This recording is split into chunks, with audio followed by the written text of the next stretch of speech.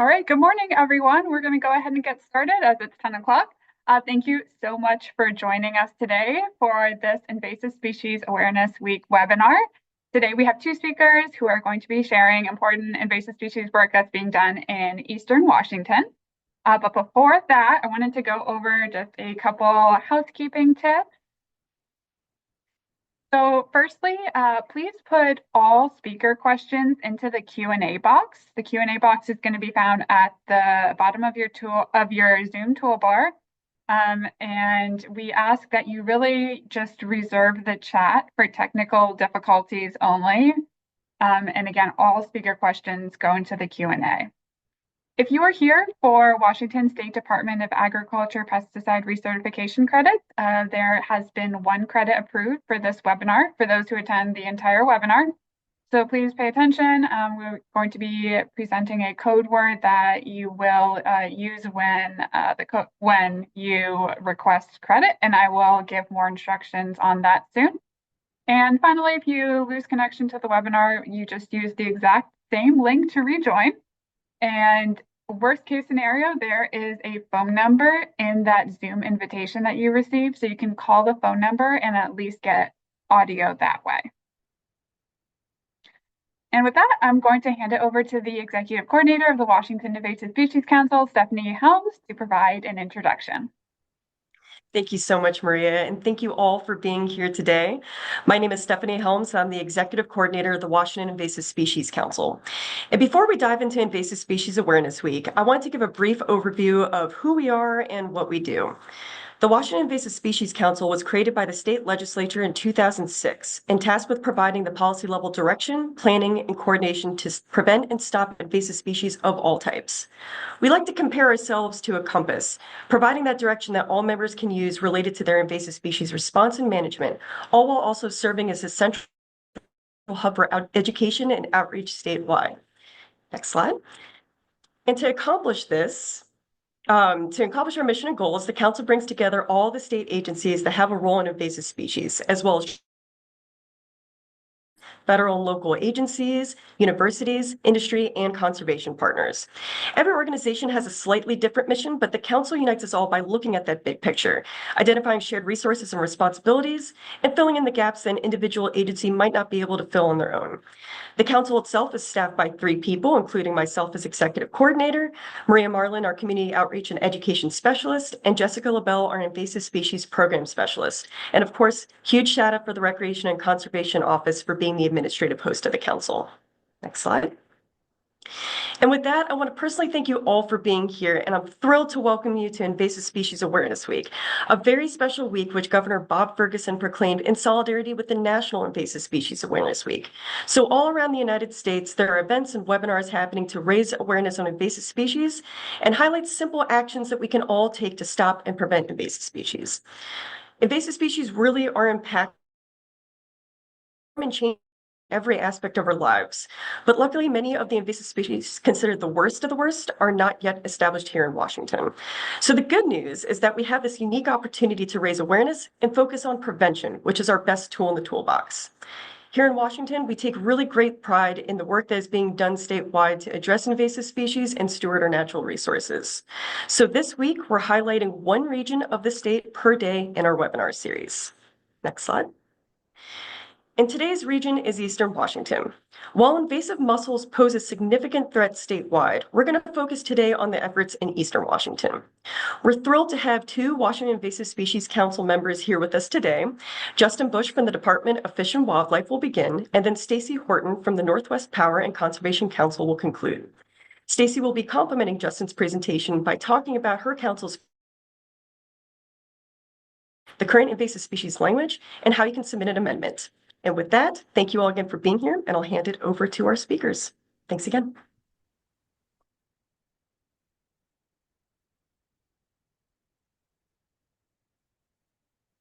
Great. Well, thank you for that introduction, and I'll be leading off today. My name is Justin Bush. I work for the Washington Department of Fish and Wildlife, and I'm here to talk about one of the greatest threats in terms of invasive species are not yet present in the state of Washington. And this is a really great conversation starter to then have Stacy Horton with the Northwest Power and Conservation Council talk about an opportunity to help shape direction regionally to prevent and manage invasive species. And really appreciate the opportunity to talk about this really important issue. This is something that has been categorized as a threat to Eastern Washington for Invasive Species Awareness Week, but really just want to start out with the fact that it's an imminent threat to the entire state of Washington and any freshwater body. And we'll start talking a little bit about why that is. So when we're talking about invasive mussels, often you'll hear the terms quagga mussel, zebra mussel, or invasive mussel, stracenid mussels. There's many different ways to speak about the same thing. Oftentimes we'll say quagga and zebra mussel because they're closely related, or we'll simply say invasive mussels. And when we're talking about that, we're specifically talking about invasive freshwater mussels. One of the things that makes these mussels unique and a really great identification trait of quagga or zebra mussels is that they have byssal threads. They're relatively small and they attach to hard surfaces and substrates. And this is unique where our native mussels do not attach to hard surfaces. So thinking about first detection and when to report a potential sighting of invasive mussels, really great identification trait would be the size that you can see here, the fact that it's stuck to a hard surface with byssal threads, and that's really going to be a really great indicator that you should say something. When we're talking about Invasive Species Awareness Week, we're talking about a lot of different priorities. And one of the great roles of the Invasive Species Council is to analyze each of these invasive species, whether they're present, near, or far away from Washington, and then assess the risk and the potential impacts. Quagga and zebra mussels of more than 200 species that have been analyzed are shown to be the most potentially impactful invasive species of all. And so it's never been more important to be aware of this issue and realize your part in preventing it and preparing for a future where they are present. So why are they considered the most impactful, potentially impactful invasive species in the state of Washington? Well, we have got some really great economic data showing the economic risk, specifically to hydroelectric infrastructure. And we know from impacts in other areas in the United States, like the Lower Colorado River system, what those annual mitigation costs are to keep hydroelectric facilities functioning. On the right, you can see two different images showing what invasive mussel fouling means in terms of clogged pipes that then need to be cleaned or potentially replaced. You may need to install mitigation systems, as well as things like penstock gates that may become so heavy that they become inoperable, causing machinery to fail and causing a lot of time and energy to replace that with a larger system, as well as cleaning that off. We know that we can expect, if quagga and zebra mussels are established in our waters, to spend more than $100 million annually just to keep those hydroelectric systems functioning. That's not to address the problem. That's not to continue prevention. That's simply to keep that water flowing and that electricity being produced. It's reasonable to assume that those ongoing costs will be paid by the ratepayers. So ultimately, these costs of mitigation will be paid for in some way. It's very likely that we all will be paying the price for that service. What's slightly alarming, and we don't have great data on this, although we're looking at it, is we know that any infrastructure that is using or touching raw water is at risk. We know that we can anticipate similar levels of impact and mitigation and maintenance costs to fish hatcheries, fish passage infrastructure, irrigation systems, drinking water systems, legacy data centers, as well as navigational locks. And when we start looking at the potential impacts of this, the numbers become quickly staggering. Not that 100 million isn't. For example, drinking water systems, we know that the city of Bellingham, for example, gets their water from Lake Whatcom, services more than 30,000 residents. Source of drinking water. If that were to become fouled or inoperable, there would be a significant health risk, and those costs of mitigation could be borne annually. Taking a little bit different perspective on this, looking at the state as well as the Eastern Washington, which is the focus of today, we know that the Columbia River Basin project is one of the biggest federal projects providing irrigation system in the United States. In Washington, agriculture is worth over $12.8 billion. 75% of that is from irrigated agriculture. So that's more than $9.6 billion that's at risk. We know that irrigation systems are at risk. We also know that some of those irrigation systems for the farmer specifically would also be at risk. And there would be costs of installing new equipment, installing mitigation systems, and ultimately some of those systems could require expenses so much that it puts people out of work. We also know that Washington spends a lot of time and energy recreating. That's what makes Washington great. 27% of that annual recreation, which is more than $5 billion, involves recreating on public waters. If we lose the opportunity to recreate, people may recreate elsewhere in other states. And then thinking about some of our most vulnerable communities, if you lack resources to recreate elsewhere, you lose your local recreational opportunities. You may not have the means to enjoy that recreation any further, which is pretty tragic. And then thinking about boating revenue, Washington offers ample fishing as well as boating. The state does have a significant amount of funds that's generated through state boating revenue. But beyond the economy, we also know that commercial, tribal, and recreational fisheries could be impacted. We also know that downstream impacts may occur indirectly. So if, for example, Columbia River Chinook were to be impacted, things that prey on that species, like southern resident killer whale, could also be affected indirectly. Thinking again about the environmental risk, we know that in native species will be outcompeted. We're especially concerned about some of our native mussels, for example, that could ultimately become extinct by competition with invasive mussels. We can see also that we can anticipate recreational and cultural impacts through razor sharp shells being on our shorelines and the bottoms of our water bodies. And we recently were talking to someone from the Great Lakes region, and the razor sharp shells on a shoreline isn't a place that you're going to be recreating with your family, running around, enjoying with bare feet because they'll be sliced up. And ultimately, I think it's really hard to convey the risk in the way that this will change life for us in Washington if these species are introduced and become established. We also know that there will be water quality changes. Water quality changes will impact aquatic plants. We may see increases in noxious weeds in some areas. We may also see failures in fisheries due to some of those changes. We also know that the mussels actually bioaccumulate pollutants and then are present in the water column, which leads to increased exposure for fisheries and other species.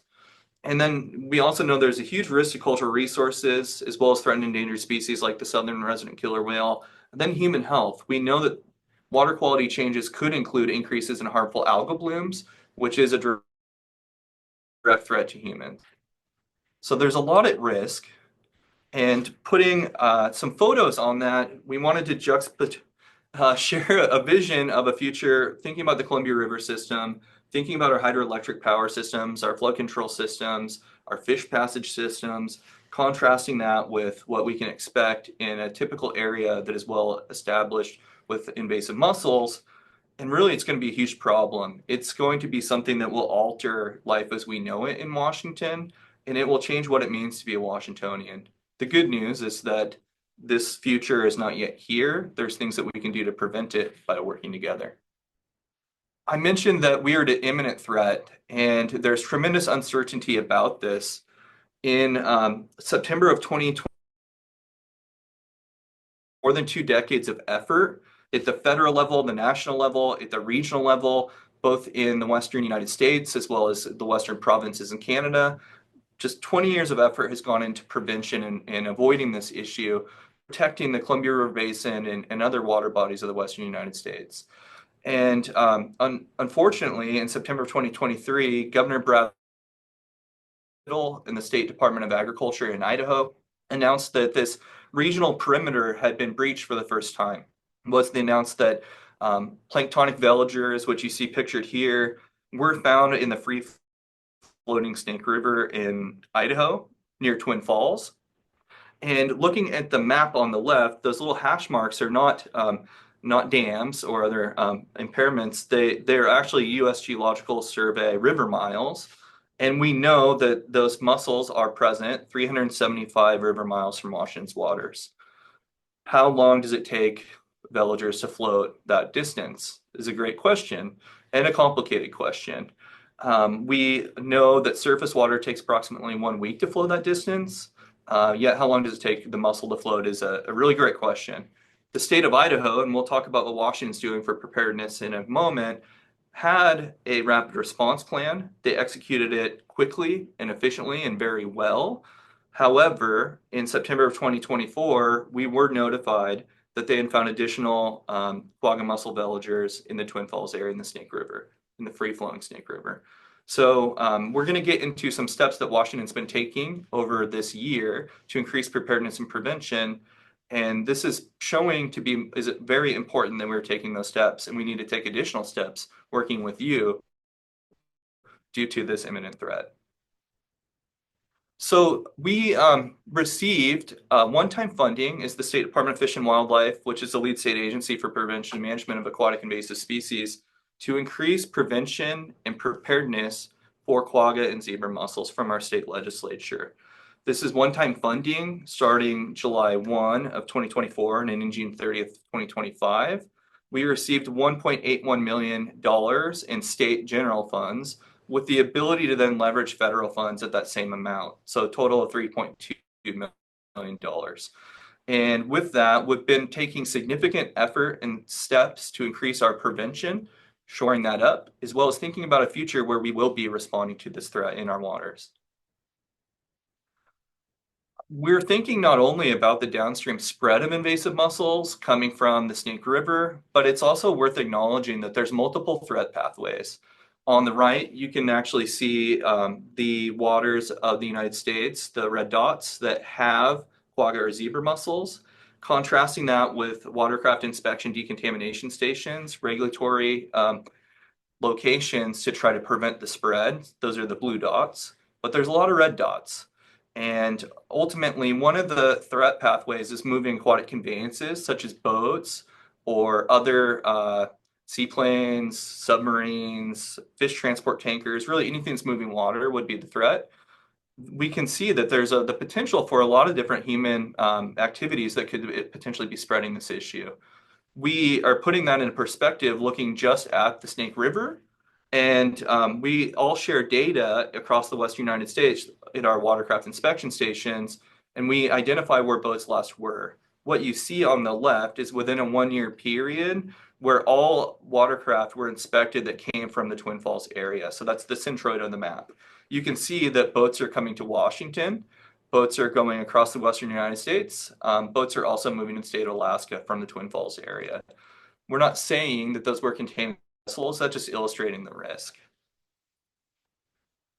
And then one of the other threat pathways that we kind of realized once again in August of 2024 is that species in trade and in commerce can also spread invasive species, such as quagga or zebra mussels, in this case, zebra mussels. What occurred is that the product that you see that looks like a little golf ball that's green and fuzzy, it's called the Merrill moss ball, which is an algae, not actually moss. They were imported illegally to the United States from the native range, from an exporter within the native range in Ukraine of the zebra mussel. They were legally imported in the United States to an importer in Florida. In the lower right map, you can see where the importer's location is and where they distributed those products to that were potentially contaminated. You can also see that one of those locations is in the state of Washington, actually a wholesaler based in Renton.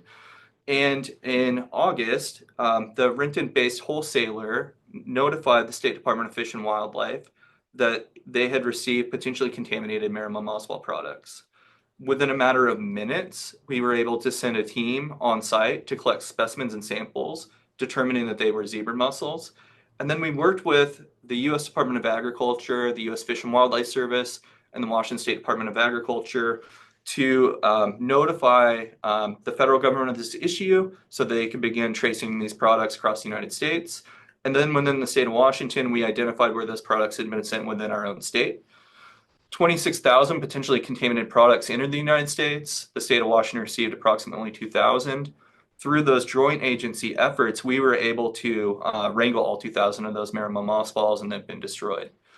We can't say that for the rest of the United States. We just don't have the data. But this illustrates that this is a huge threat, and it would be within the realm of possibility for a wholesaler in California, for example, to be selling products to the state of Washington.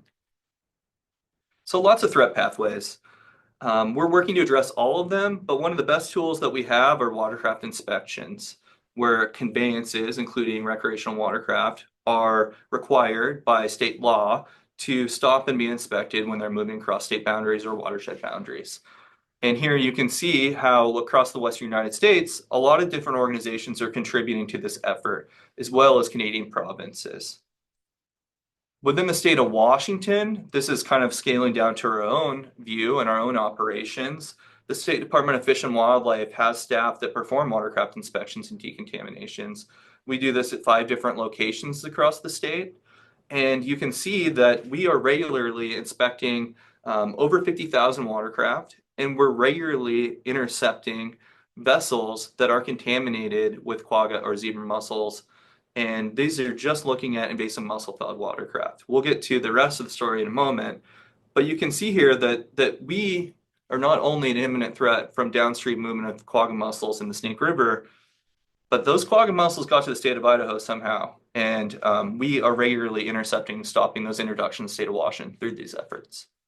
We also do this with a trained mussel sniffing canine. His name is Finn, and his handler is Nick Noss. And they're pictured here. And it's really one of the greatest tools that we have to help us detect these mussels. So when we find invasive species and invasive mussels on watercraft and other conveyances, what we do is we then decontaminate them. Hot water is the best tool that we have to do this.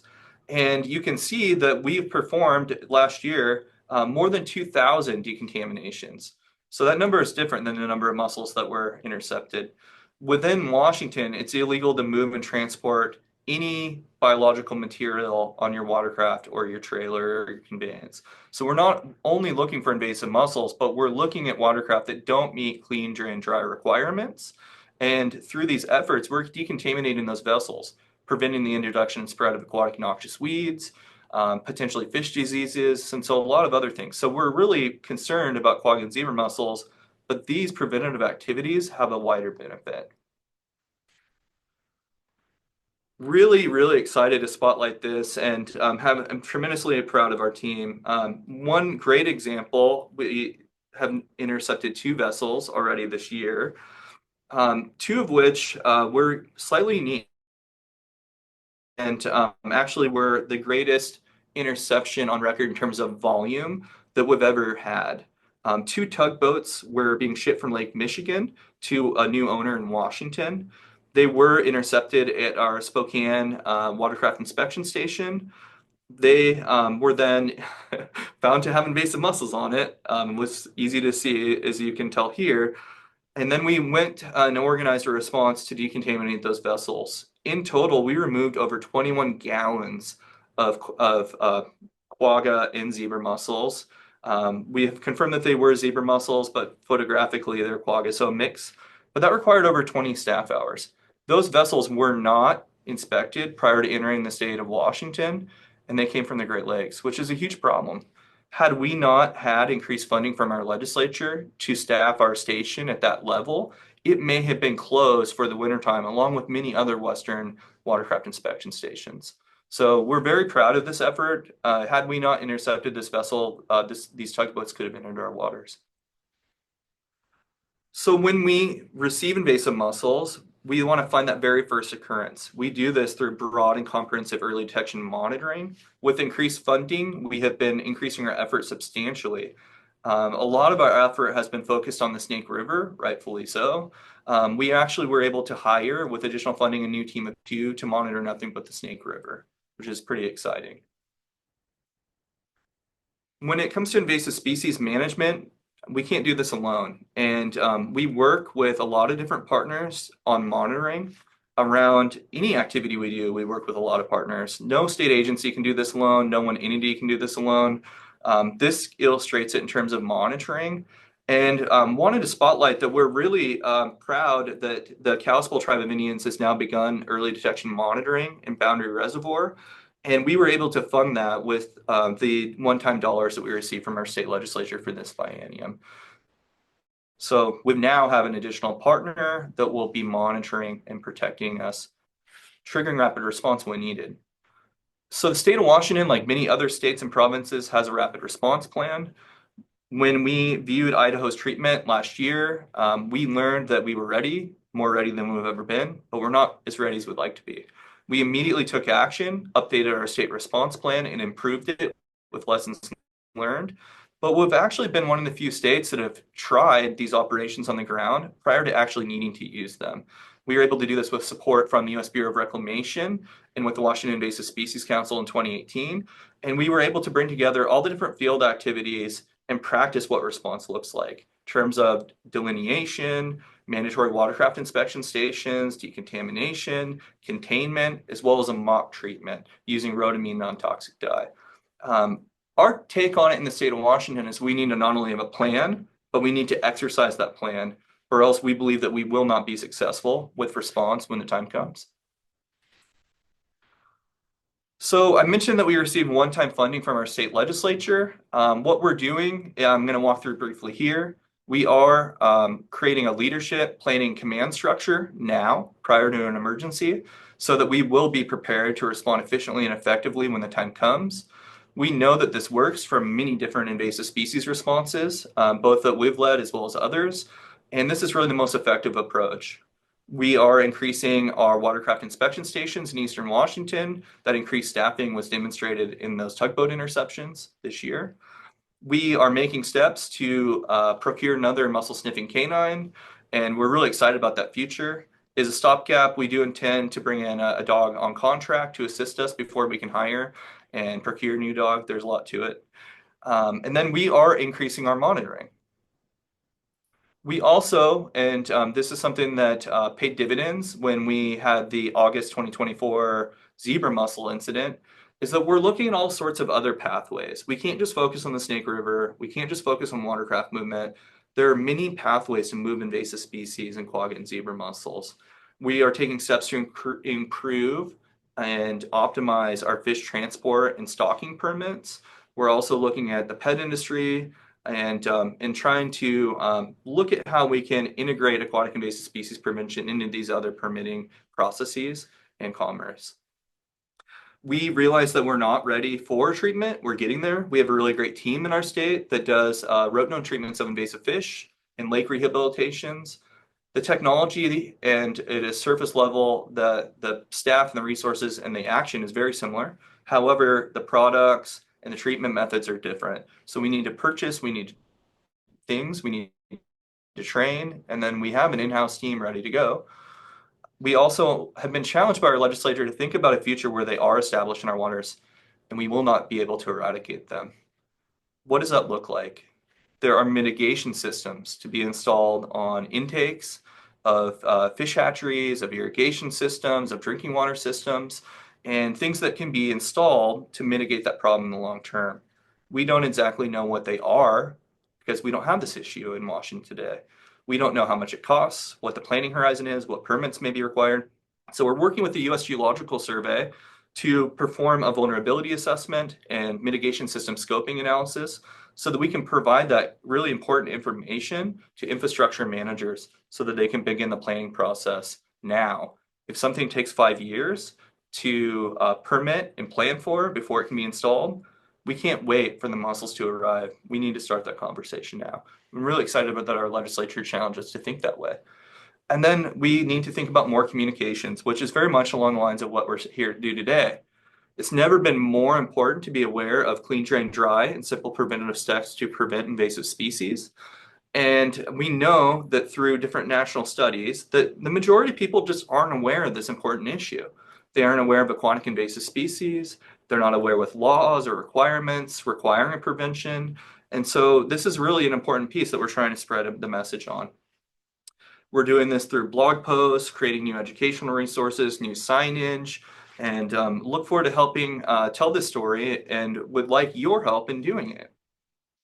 And then something that's really exciting that the Washington Invasive Species Council has been a big part of is the preventative message of not releasing unwanted plants or animals that were pets, as well as that potentially contaminated water that could have fish diseases or other issues. And we're really excited to tell this story. It's a pretty simple message. Don't let it loose.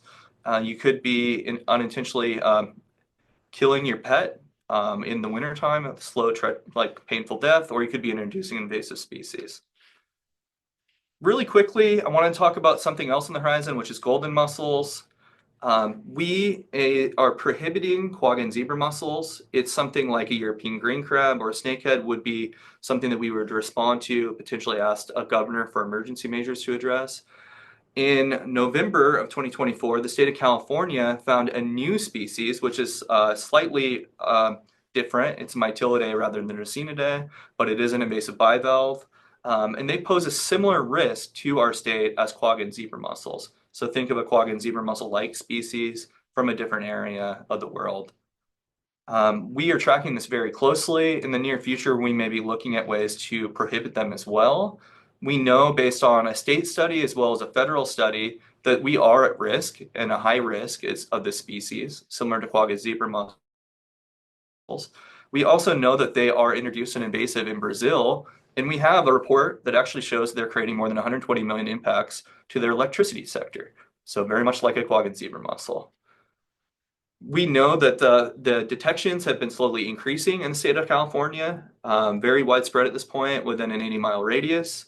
We also know that some of these detections have been found in entrance to their aqueduct systems.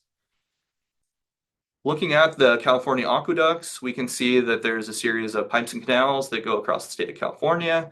Very alarming from our perspective.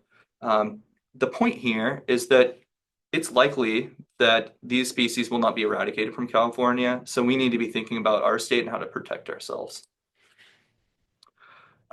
Putting this risk into perspective, we know that watercraft are moving from that potentially infested area across the western United States to Alaska.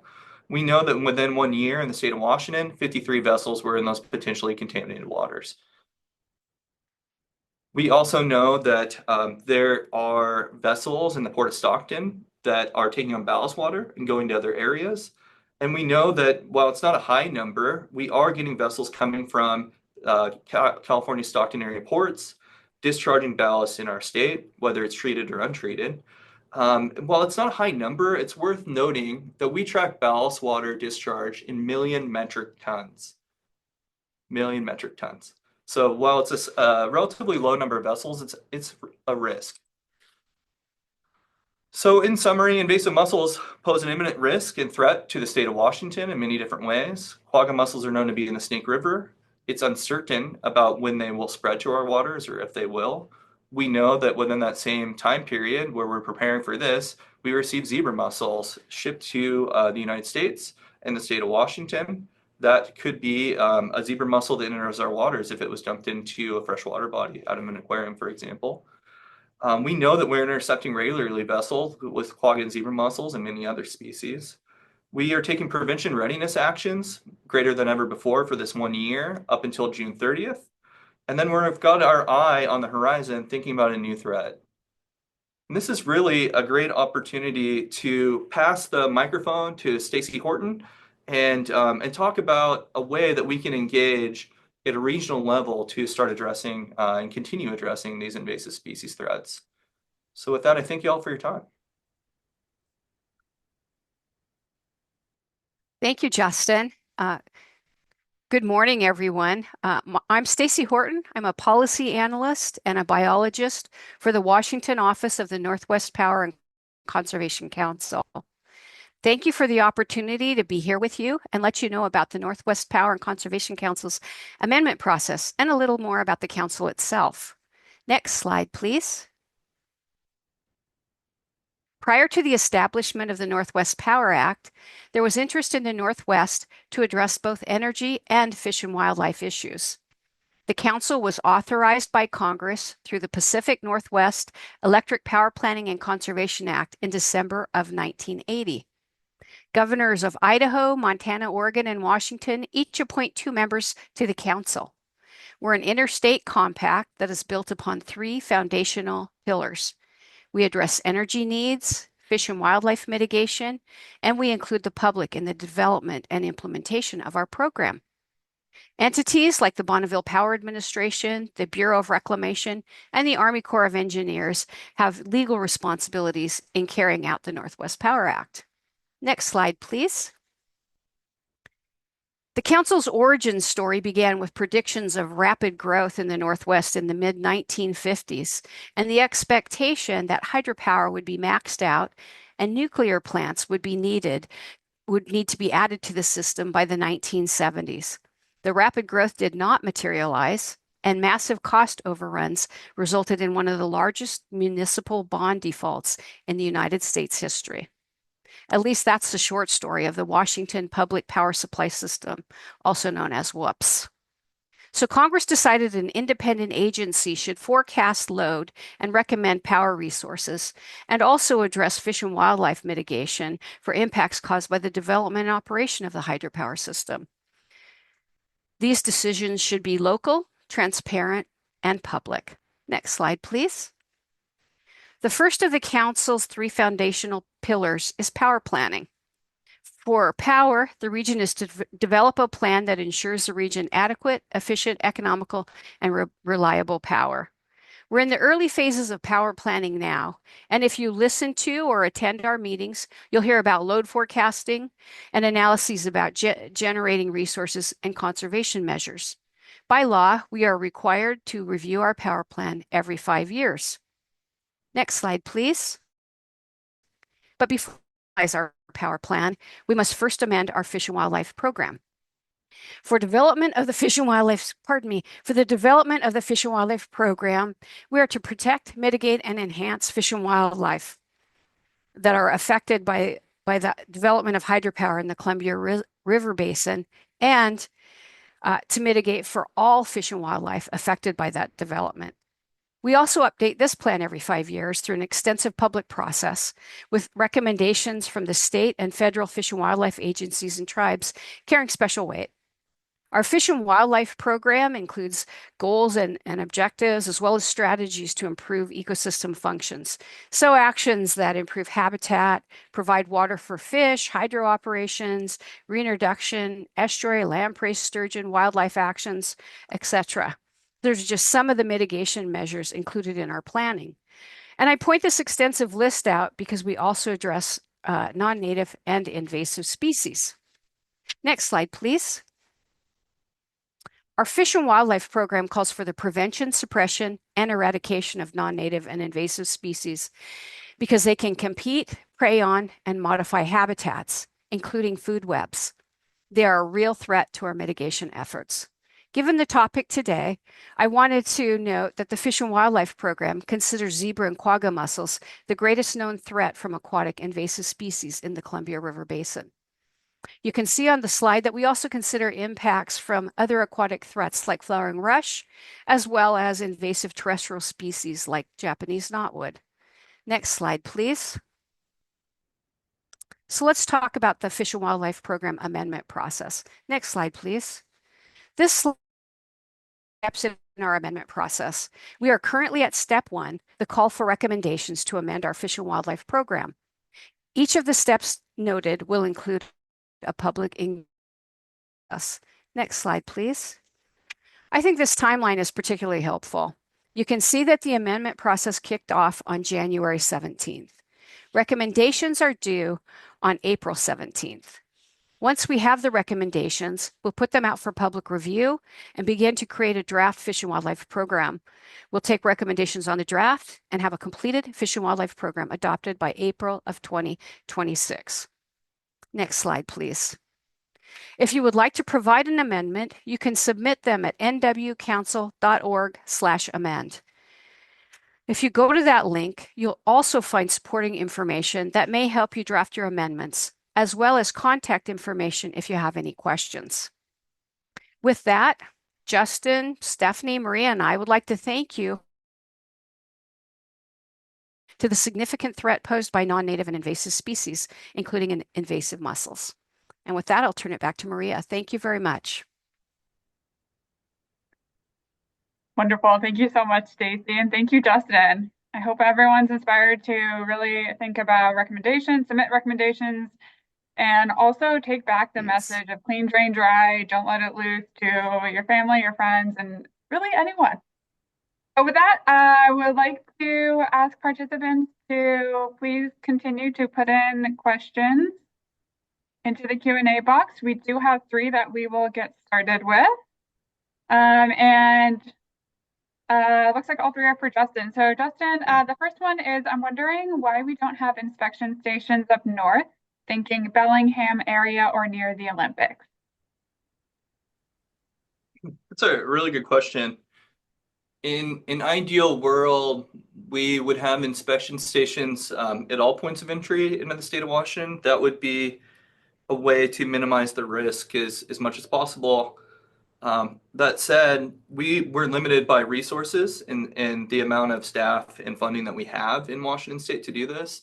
And so, looking at the national map of where these species are found today, they are found in California, but primarily in the eastern United States and central United States.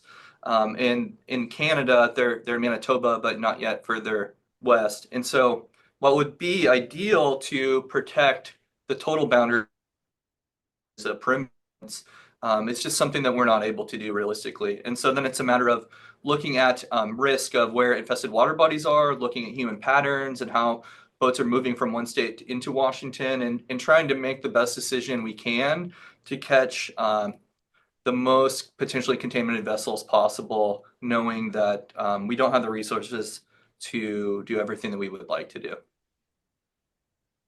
Great, thank you. The next question is, how long can these mussels stay out of water and survive? That's a really great question. It depends, like most things in life. If it is the summertime and it's over 100 degrees, the mussels will not survive as long, potentially a week. In the wintertime, when conditions are cooler and maybe in standing water, then the mussels can survive longer, maybe for more than a month. I'm being very general because there's always arguments. And one of the things that we actually were very interested to see with the tugboats we intercepted that came from the Great Lakes in January, they were so mussel fouled that there was truly layers of fouling, and some of the mussels were not viable. However, what we believe is that the boats have been out of the water for 30 days. However, some of those, we have reason to believe that they were viable. And what we suspect may have been happening is that when there's multiple layers and maybe insulating. And so that's all to say, it depends. All right. Third question, can a boat that goes between fresh and salt water destroy the mussel in salt water? Sure.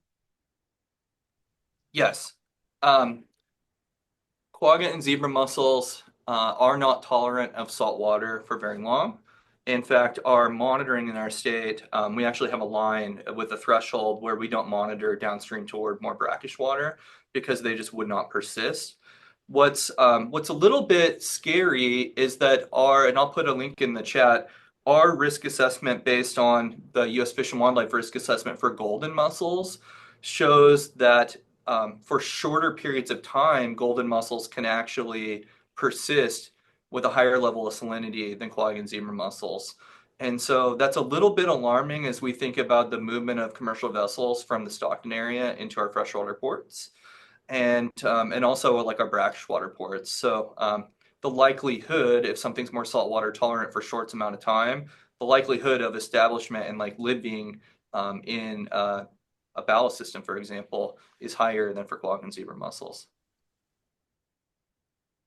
Thank you. Another question just came in. How does the semi hauling the tugboats make it to Washington without one inspection?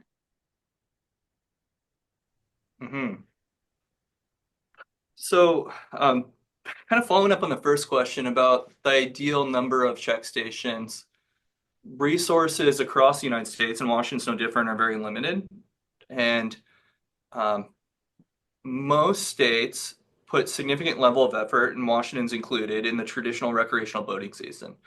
And so thinking about the movement of conveyances, like the summertime and when fishing is open and when people are recreating in the water, is when we see the highest number of boats moving across the United States. So that's the typical place and time where people put significant effort. And with limited resources, trying to make the best use of it is the goal. And so that window is what's targeted. We know that that's not the only risk. And we have, in addition to those tugboats, other examples of construction equipment and other types of conveyances that are not recreational boats being mussel fouled and coming to Washington. I think it points out that there's always a risk. And the tugboat interception was great because it's kind of changed the perspective on risk. And we're starting to see more conversations about targeting non-traditional conveyances like construction equipment, and also getting the word out to new sectors like the construction industry. So hopefully that answers your question. Thanks, Justin. Any idea if monitoring for / preventing golden mussel spread in Washington would look similar to those of zebra and quagga mussels? Yes, very similar. In fact, we are making preparations to integrate looking for golden mussels while we're taking eDNA samples across the entire state next year. And we were able to get specimens from the state of California of golden mussels. They're developing an eDNA assay now. When you take an eDNA sample of a freshwater body, my understanding is you can run it for 4 targets. So we're looking for quagga mussels, zebra mussels, northern pike, and historically we've looked for New Zealand mud snail. We've been taking New Zealand mud snail data for a number of years. We're going to make the decision to pull that one out and add golden mussels this year. So we will be looking for golden mussels statewide. And we're also having some initial conversations about our inspectors that are inspecting commercial vessels for ballast water regulations, integrating some visual surveys into their efforts, knowing that freshwater ports are the most likely point of entry. That's a good question. Next question. How do you clean up an infestation? Pesticides? So the best tactic to clean up an infestation is to prevent it. And a lot of effort across the Western United States and in Washington has historically fully focused or mostly focused on prevention. So watercraft inspections, permitting, that's been the bulk of the workload. My colleague with the Columbia River Intertribal Fish Commission, I think, put it best back in 2023. The Idaho infestation was a wake-up call to the Columbia River Basin and many states and provinces. And we are now thinking about a future for rapid response. And what does that look like? We're working with the State Invasive Species Council, the Army Corps of Engineers, and others to put a lot of emphasis into containment technology, and realizing that if we were to use pesticides, that there would be significant concerns about where and when that's happening. And so we're looking at containment technologies as a way to contain a pesticide if it was applied. We're also looking at containment technologies to protect threatened endangered species while we do a treatment. So we're looking at all sorts of new options. We're looking at it in completely new ways. In the near future, we will be looking for public comment on a first of its kind Snake River response plan with far more detail than our state response plan. So more to come. We will ask the council to share that information for that public comment and review, but we are all learning as quickly as possible for that future. Great, thank you. All right, no other questions. If you think of any, continue to put them in the Q&A, but for the moment, I will move to, oh, sorry, the pesticide recertification instructions. So speaking of prevention, the code word or code phrase for this webinar is clean, drain, dry. So into the chat, if you are seeking one pesticide recertification credit from the Washington State Department of Agriculture, please put your full name or however it appears on your license. Has to match exactly your license number and then the code word or code phrase for this webinar.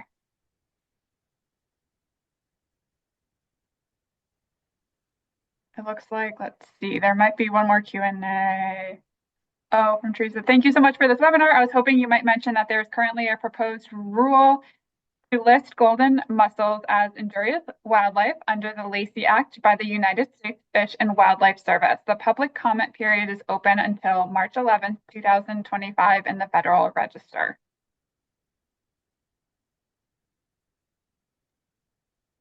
Thank you for that. And yes, the U.S. Fish and Wildlife Service is proposing adding golden mussels as well as several other species that are a threat to the injurious wildlife list in the Lacey Act, which would federally prohibit the species. And is the state of Washington, we are supportive and we are working on a comment to that effect. We'll try to find that link and put it in the chat unless whoever put that into the comment can find it first. Thank you. Thanks, Teresa.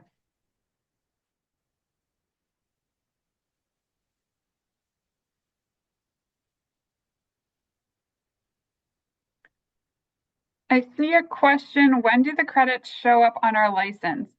Yeah, that's tough to say. I think it will probably be within a couple weeks. What happens is that after the webinar, I will submit it to the Washington State Department of Agriculture on your behalf. I'm not sure what their processing time is, but I would say if you don't see it within a couple weeks, please reach out and I will put my email address into the chat right now.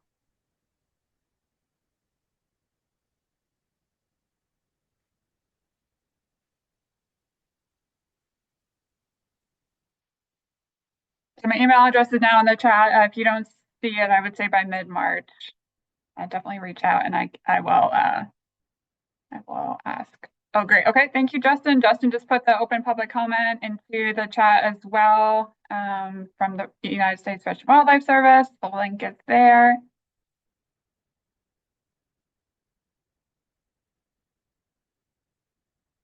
Yeah, you're welcome, Benjamin. No problem. Make sure I'm not missing anything else here. Looks like we got another question in the Q&A. Oh, you're right. Thanks, Deb. With removing New Zealand mud-snail targets from your eDNA testing, is the state not considering them as high of a risk anymore?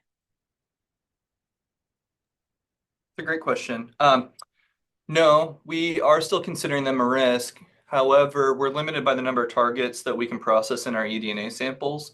And we are figuring out what the cadence will be. It could be that we're looking more at watershed-based targeting. So areas downstream or upstream of known New Zealand mud snails, perhaps we would continue monitoring there. And in other areas that are tied to a specific risk of introduction of golden mussels, perhaps we would do that. But ultimately, we're limited by 4 targets for our monitoring. And we have a need to begin monitoring for golden mussels. So we're not deprioritizing it. It may be that the frequency changes or spatially things become a little more nuanced. But very much in process, and our planning for the season is just ramping up now.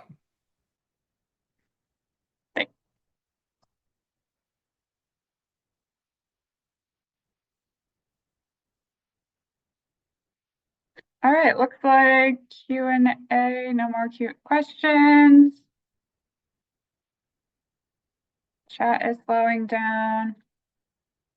Yeah, thank you. I know there have been a couple names I've been seeing throughout the whole week. So thank you for those who have been here with us throughout the whole week. There is one more webinar tomorrow. If you are just joining us today as well, thank you for attending. Tune in tomorrow at 10 a.m. We are learning about the bullfrog and removal near the Columbia River Gorge. So that's tomorrow's webinar. Thank you all so much for attending. Thank you especially to Justin and Stacy for volunteering their time today to present. And I hope you all have a wonderful day and a wonderful rest of Invasive Species Awareness Week. I will keep the webinar open for a few more minutes in case you're still doing your pesticide information into the chat, but otherwise you're all free to go, and thank you so much again. Thanks, Maria. Thank Thanks, you all. Stacey.